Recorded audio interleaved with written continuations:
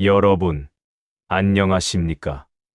오늘은 우리가 살아가면서 가장 중요하지만 또 가장 어려운 일 중 하나인 대화에 대해 이야기를 나눠보려고 합니다. 특히 우리를 힘들게 하는 사람, 마음에 들지 않는 사람, 심지어 나를 미워하는 사람과 어떻게 대화해야 하는지, 그 지혜를 조선시대 최고의 실학자이자 사상가였던 다산 정약용 선생님의 말씀을 통해 함께 배워보겠습니다. 우리 나이에 이르면 참 많은 사람들을 만나게 됩니다. 직장에서, 가정에서, 동창회에서, 동호회에서, 때로는 자식들의 일로, 손주들의 일로도 여러 사람들과 관계를 맺게 되죠. 그런데 이상하게도 나이가 들수록 사람 관계가 더 어렵게 느껴질 때가 있습니다. 젊었을 때는 그냥 웃고 넘어갔던 일들이 이제는 마음에 걸리고 한마디 말이 며칠씩 가슴에 남아 있기도 합니다. 다산 정약용 선생님께서는 이런 말씀을 하셨습니다. 사람을 대할 때는 마치 목마른 사람이 물을 마시듯 간절해야 하고 말을 할 때는 마치 병든 사람이 약을 다루듯 신중해야 한다. 참으로 깊은 말씀이 아닙니까? 사람을 만나는 일에 간절함을 가져야 하고 말 한마디에도 약을 다루듯 조심해야 한다는 것입니다. 그런데 우리는 어떻습니까? 솔직히 말해서 우리는 종종 말을 너무 쉽게 합니다. 특히 가까운 사람일수록 더 함부로 말하는 경향이 있습니다. 배우자에게, 자식에게, 오랜 친구에게 우리는 때로 상처가 되는 말을 던지고 삽니다. 내가 너를 위해서 하는 말이야. 이게 다 내 잘되라고 하는 소리야 하면서 말입니다. 하지만 정약용 선생님은 말씀하십니다. 말이란 입에서 나가면 다시 주워 담을 수 없다. 그러므로 말을 하기 전에 3번을 생각하라. 입 밖으로 나간 말은 화살과 같아서 다시 되돌릴 수 없다는 것이죠. 우리가 무심코 던진 한마디가 누군가의 마음에 평생 박힌 가시가 될 수 있습니다. 여기 한 가지 이야기를 들려드리겠습니다. 제가 아는 한 어르신께서 들려주신 실제 이야기입니다.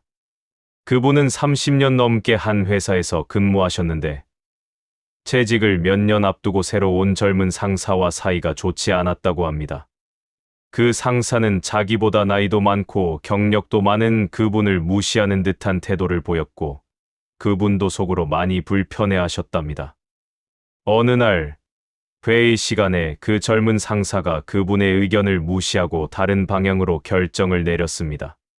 그분은 화가 나서 회의실을 나가려다가 문득 다산 선생님의 말씀이 떠올랐다고 합니다. 원수를 사귀기는 쉬우나 원수를 친구로 만드는 것이야말로 진정한 지혜다. 그래서 그분은 그날 저녁 그 젊은 상사를 따로 불러 이렇게 말씀하셨답니다. 과장님, 제가 오늘 회의 때 불편한 기색을 보였다면 죄송합니다. 다만 제가 이 일을 30년 해왔던 사람으로서 한 가지만 말씀드리고 싶습니다. 과장님의 방법도 좋지만 이런 측면도 한번 생각해 보시면 어떨까 합니다. 그리고는 자신의 경험과 노하우를 차분하게 설명했다고 합니다. 명령하는 것도 아니고 무시하는 것도 아니고 오직 도움을 주는 마음으로 말입니다. 그 젊은 상사는 처음에는 딱딱한 표정이었지만 이야기를 듣다 보니 고개를 끄덕이기 시작했고 나중에는 부장님, 정말 감사합니다. 제가 너무 성급했네요 라고 했답니다. 그 일을 계기로 두 사람은 좋은 관계가 되었고 그분이 퇴직하실 때 그 젊은 상사가 가장 먼저 눈물을 흘렸다고 합니다. 적을 친구로 만든 것이죠. 이것이 바로 다산 선생님께서 말씀하신 대화의 기술입니다. 그렇다면 구체적으로 어떻게 해야 적도 내 편으로 만드는 대화를 할 수 있을까요? 첫 번째, 상대방의 말을 끝까지 들어야 합니다. 다산 선생님은 남의 말을 들을 때는 마치 바다가 강물을 받아들이듯 모두 받아들여라고 하셨습니다. 바다는 어떤 물이 들어와도 다 받아들이지 않습니까? 맑은 물도, 흐린 물도 모두 받아들입니다. 우리는 흔히 상대방의 말을 듣다가 마음에 안 들면 중간에 끊습니다. 아니, 그게 아니라 잠깐만 내 말 좀 들어봐. 이렇게 말이죠. 특히 우리 나이 정도 되면 경험도 많고 아는 것도 많다 보니 상대방이 말을 다 끝내기도 전에 그건 내가 더 잘 알아 하는 태도를 보일 때가 있습니다. 하지만 생각해 보십시오. 누가 자기 말을 중간에 잘라버리면 기분이 좋겠습니까? 자기 말을 끝까지 들어주지 않는 사람에게 마음을 열 사람이 있겠습니까? 아무리 좋은 조언이라도, 아무리 옳은 말이라도 상대방이 자기 말을 다 하지 못했다면 그 사람 귀에는 들어오지 않습니다. 상대방의 말을 끝까지 듣는다는 것은 단순히 침묵하고 있는 것이 아닙니다. 진심으로 귀 기울이는 것입니다. 고개를 끄덕이며 눈을 맞추며 그랬구나. 그래서요. 같은 반응을 보이며 듣는 것입니다. 그러면 상대방은 아, 이 사람은 내 말을 정말 들어주는구나 하고 느끼게 됩니다. 두 번째, 상대방의 입장에서 생각해야 합니다. 정약용 선생님은 다른 사람의 신발을 신어보지 않고는 그 사람의 고통을 알 수 없다고 하셨습니다. 우리는 자기 신발만 신고 살아왔기 때문에 남의 발이 얼마나 아픈지 모릅니다. 예를 들어 볼까요? 우리 세대는 대부분 어렵게 살았습니다. 고생하며 자식 키우고 열심히 일하며 살아왔죠. 그래서 요즘 젊은 사람들이 힘들다, 지친다 하면 이해가 안 될 때가 있습니다. 우리 때는 얼마나 더 힘들었는데 요즘 애들은 그것도 못 참아. 이런 생각이 드는 것이죠. 하지만 생각해 보십시오. 그들이 사는 세상과 우리가 살았던 세상은 다릅니다. 우리 때는 열심히 일하면 집도 사고 자식도 대학 보낼 수 있었습니다. 하지만 지금은 어떻습니까? 아무리 열심히 일해도 집 한 채 마련하기 어려운 세상입니다. 경쟁은 더 치열하고 불안은 더 큽니다. 그러니 그들의 신발을 신어보는 것입니다. 아, 이 친구는 이런 환경에서 이렇게 힘들게 살고 있구나. 그래서 이런 말을 하는구나 하고 이해하려고 노력하는 것입니다. 그러면 화가 나지 않습니다. 오히려 측은한 마음이 들죠.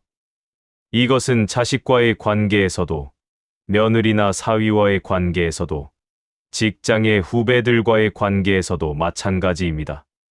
상대방의 입장에서 생각해보면 이해되지 않던 것이 이해되고 미웠던 사람이 안쓰러워집니다.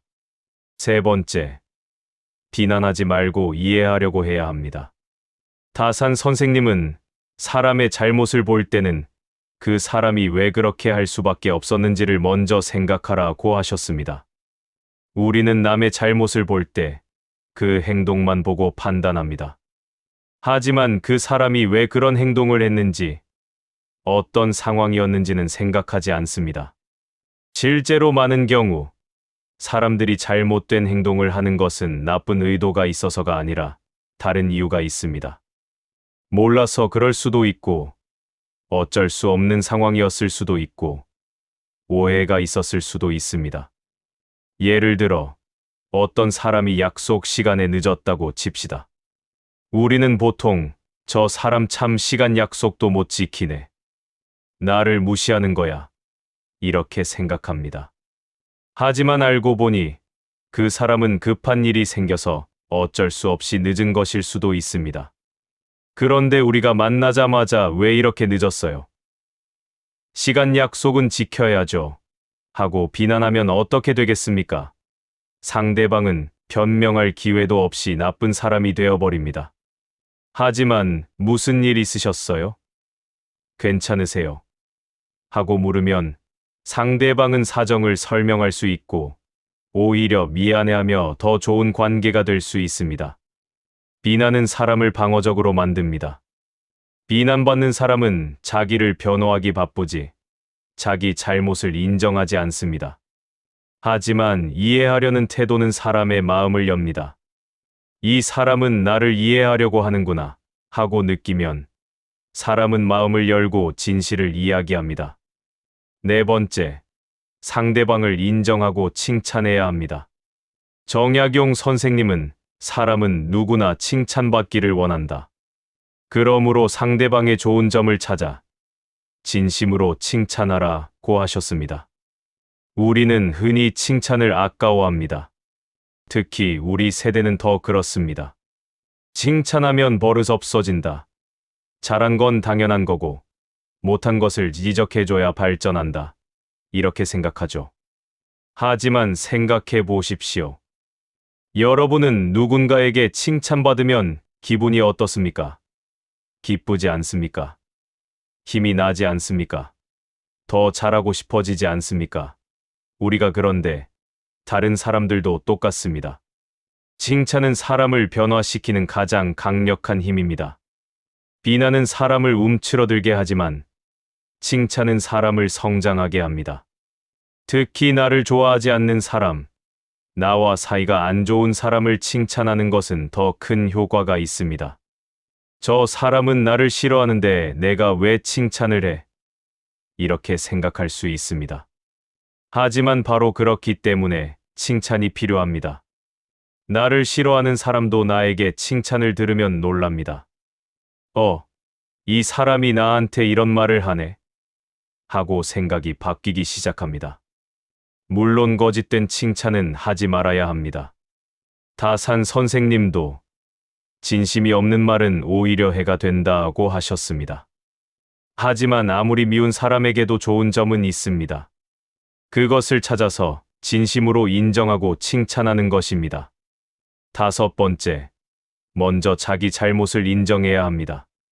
정약용 선생님은 다툼이 있을 때는 먼저 내 잘못을 돌아보라. 열의 9은 내게도 잘못이 있다고 하셨습니다. 우리는 다툼이 있을 때 상대방의 잘못만 봅니다. 저 사람이 저랬으니까 내가 이렇게 된 거야 하고 생각하죠. 하지만 솔직하게 생각해 보십시오. 정말 잘못이 100% 상대방에게만 있습니까? 대부분의 경우 우리에게도 잘못이 있습니다. 우리가 먼저 상처 주는 말을 했을 수도 있고, 우리가 먼저 무시하는 태도를 보였을 수도 있고, 우리가 오해하고 있을 수도 있습니다. 그런데 자기 잘못을 인정하는 것은 쉽지 않습니다. 특히 나이가 들수록 더 어려워집니다. 내가 왜 잘못을 인정해야 해? 내가 먼저 사과하면 내가 지는 거잖아. 이렇게 생각합니다. 하지만 다산 선생님은 말씀하십니다. 먼저 사과하는 사람이 약한 사람이 아니라 현명한 사람이다. 먼저 사과한다고 해서 지는 것이 아닙니다. 오히려 관계를 회복하고 평화를 만드는 강한 사람입니다. 실제로 많은 경우 우리가 먼저 내가 잘못했습니다 하고 사과하면 상대방도 아니에요. 저도 잘못했습니다 하고 화해하게 됩니다. 누군가 먼저 마음을 낮춰야 관계가 회복되는 법입니다. 특히 우리 나이가 되면 자존심 때문에 먼저 사과하지 못하는 경우가 많습니다. 내가 손윗 사람인데, 내가 나이가 많은데, 내가 먼저 하고 생각하죠. 하지만 진정한 어른은 먼저 손을 내미는 사람입니다. 6번째, 감정을 조절해야 합니다. 다산 선생님은 화가 날 때는 10가지 세고 몹시 화가 날 때는 100가지 세라고 하셨습니다. 화가 났을 때 바로 말하면 후회할 말을 하게 됩니다. 감정이 격해졌을 때는 아무 말도 하지 않는 것이 최선입니다. 우리는 살면서 화가 나는 일을 많이 겪습니다.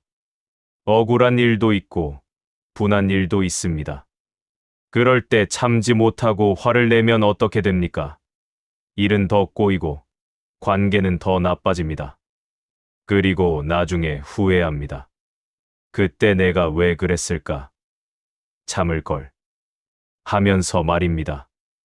화를 참는다는 것은 화를 없애는 것이 아니라 화를 조절하는 것입니다.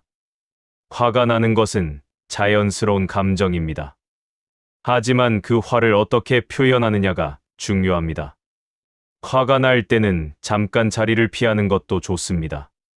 죄송하지만 지금은 제 감정이 좀 격해져서 이야기하기 어려울 것 같습니다. 좀 이따가 다시 이야기하면 안 될까요? 이렇게 말하는 것입니다. 이것은 도망가는 것이 아니라 현명한 것입니다. 그리고 혼자 있을 때 왜 내가 화가 났는지 생각해 보는 것입니다. 진짜 이유가 무엇인지, 상대방이 정말 잘못한 것인지, 내가 오해한 것은 아닌지 생각해 보는 것이죠. 그러면 화가 좀 가라앉고 더 냉정하게 대화할 수 있습니다. 7번째, 말보다 행동으로 보여줘야 합니다.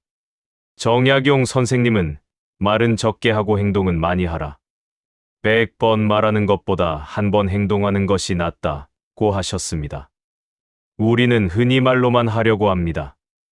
내가 너 생각해서 하는 말이야. 내가 얼마나 너를 아끼는데, 이렇게 말로만 표현하죠. 하지만 말만 하고 행동하지 않으면 사람들은 믿지 않습니다. 특히 우리와 사이가 안 좋은 사람은 더욱 그렇습니다. 저 사람이 저렇게 말은 하지만 진심일까? 하고 의심합니다. 그래서 행동으로 보여줘야 합니다. 작은 것이라도 상대방을 위해 무언가를 해주는 것입니다. 말없이 도와주고, 말없이 배려해주고, 말없이 챙겨주는 것입니다. 그러면 상대방은 아, 이 사람이 정말 나를 생각하는구나 하고 느낍니다. 예를 들어 사이가 안 좋은 며느리가 있다고 칩시다. 며느리야, 시어머니는 너를 정말 사랑해. 이렇게 100번 말하는 것보다 며느리가 좋아하는 반찬 하나를 정성껏 만들어주는 것이 낫습니다. 말없이 손주를 봐주고 말없이 힘든 일을 도와주는 것이 진짜 사랑입니다. 8번째, 상대방에게 선택권을 줘야 합니다.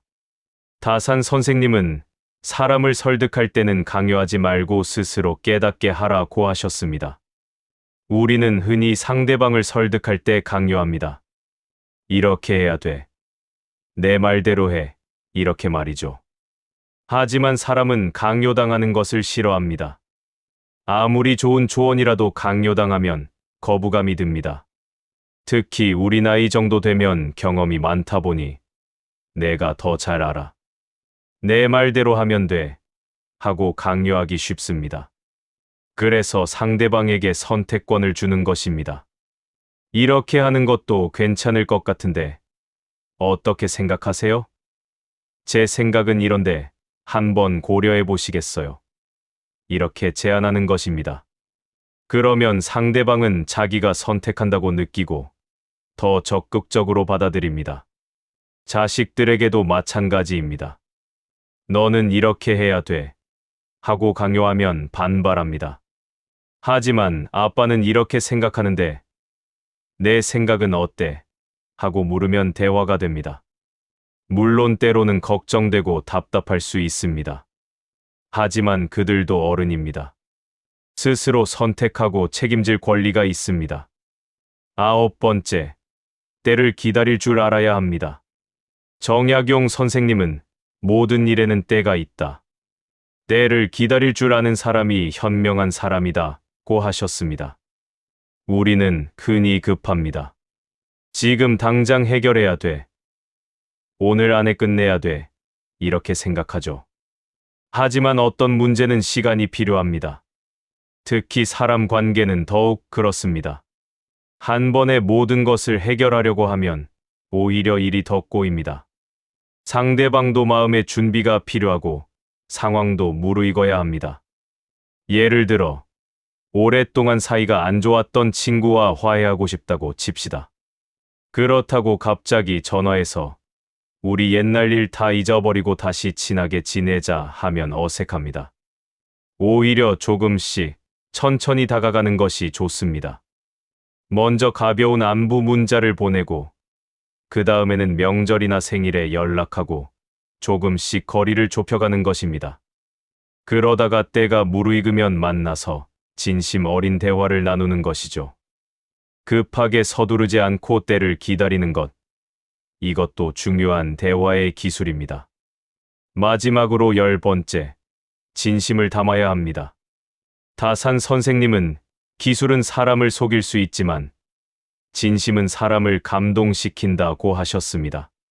지금까지 말씀드린 모든 기술이 중요하지만 가장 중요한 것은 바로 진심입니다. 아무리 말을 잘하고 아무리 기술을 잘 쓴다 해도 진심이 없으면 사람들은 느낍니다. 반대로 말은 서툴러도 진심이 있으면 사람들은 감동합니다. 우리 나이가 되면 세상 경험이 많아서 진심과 거짓을 금방 알아챌 수 있지 않습니까? 진심이란 무엇일까요? 진심이란 상대방의 행복을 진정으로 바라는 마음입니다. 내 이익을 위해서가 아니라 정말로 상대방이 잘 되기를 바라는 마음입니다. 그런 마음으로 대화하면 말이 저절로 따뜻해지고 태도가 저절로 부드러워집니다. 여러분, 우리는 인생의 후반부를 살고 있습니다. 이제는 성공이나 성취보다 더 중요한 것이 있습니다. 바로 사람입니다. 좋은 사람들과 좋은 관계를 맺고 따뜻한 마음을 주고받으며 사는 것. 이것이 진짜 행복입니다. 다산 정약용 선생님도 유배지에서 외롭게 지내시면서 깨달았습니다. 사람은 혼자 살 수 없다. 사람은 사람과 함께할 때 비로소 사람이 된다고 하셨습니다. 우리도 마찬가지입니다. 아무리 돈이 많고 아무리 건강해도 함께할 사람이 없으면 외롭습니다. 그래서 오늘부터라도 변화해보면 어떨까요? 이워했던 사람에게 먼저 손을 내밀어보고, 멀어졌던 사람에게 먼저 연락해보고, 서먹했던 사람에게 먼저 미소 지어보는 것입니다. 처음에는 어색하고 어려울 수 있습니다. 하지만 용기를 내서 한 걸음씩 다가가 보십시오. 적도 내 편으로 만드는 대화의 기술이라고 제목을 붙이긴 했지만 사실 적은 없습니다. 우리가 적이라고 생각하는 사람도 사실은 우리와 똑같은 사람입니다. 상처받기도 하고 외롭기도 하고 인정받고 싶어 하는 사람입니다. 다산 선생님은 말씀하셨습니다. 천하에 내 뜻대로 되는 일은 없다. 하지만 진심으로 대하면 언젠가는 통하지 않는 사람이 없다. 지금 당장은 안 통할 수도 있습니다. 하지만 포기하지 마십시오. 계속 진심으로 대하다 보면 언젠가는 마음이 통합니다. 여러분의 남은 인생이 따뜻한 사람들로 가득하기를 바랍니다. 미워하는 마음은 내려놓고 사랑하는 마음으로 채워지기를 바랍니다. 그리고 인생의 마지막 순간에 돌아보았을 때 나는 좋은 사람들과 좋은 관계를 맺으며 살았다고 말할 수 있기를 바랍니다. 오늘 이 시간이 여러분께 작은 깨달음이 되었으면 좋겠습니다. 오늘 당장, 아니 지금 이 순간부터 한 사람에게라도 먼저 따뜻한 말 한마디 건네보시기 바랍니다. 그 작은 변화가 여러분의 삶을 완전히 바꿀 수 있습니다. 긴 시간 함께 해주셔서 감사합니다. 여러분 모두 건강하시고 행복하시기를 진심으로 기원합니다. 다음에 또 좋은 이야기로 찾아뵙겠습니다. 감사합니다.